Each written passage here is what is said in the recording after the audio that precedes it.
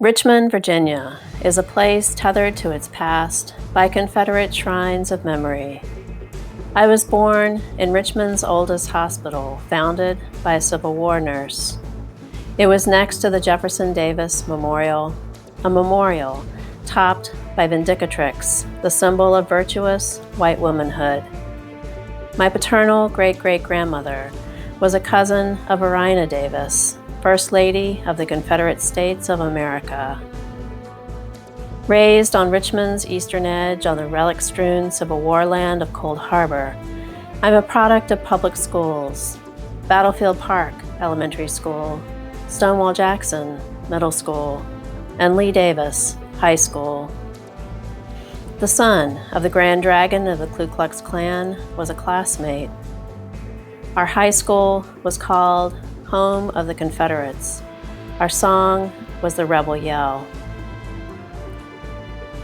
During my nursing education at the Medical College of Virginia, I cared for homeless and impoverished, oftentimes imprisoned, shackled to their beds, African American patients in the old hospital, formerly the Negro-only hospital. The new MCV hospital curled around the White House of the Confederacy like a lover.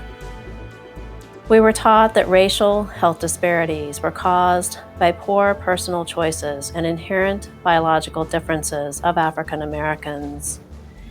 Racism was never discussed. As a nurse practitioner, I ran a healthcare for the homeless clinic. My first HIV/AIDS patient was an African American man who became so ill that I drove him to MCV Hospital. I was listed as next of kin. I attended a hospital ethics meeting to decide whether to remove him from life support. His graveside funeral was in the city-owned Potter's Field in a formerly Negro-only section, now marked Strangers. Even then, I knew that white supremacy can be disguised as a white savior complex. For the past 3 decades, my home has been in the more progressive city of Seattle. But my sense of living in a morally superior region of our country has long since been tempered by experience. Deeply entrenched racism is not just a problem of the American South. I teach at a school of nursing founded by Seattle public health nurses in response to the 1918 influenza pandemic, a time eerily reminiscent of our current COVID-19 pandemic, including its disproportionate burden on communities of color. Our school's first dean banned admission of African American students until her retirement in 1950. My students have pointed out that our nursing textbooks continue to erroneously perpetuate a biological basis of African American health inequities.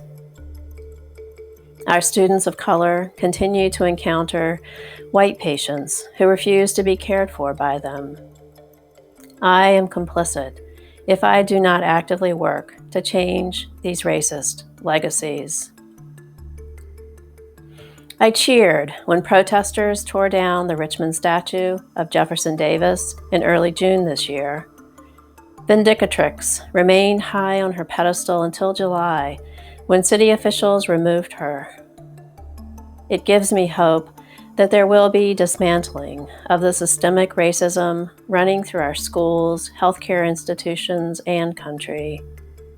Individually and collectively, we are not tethered to our past.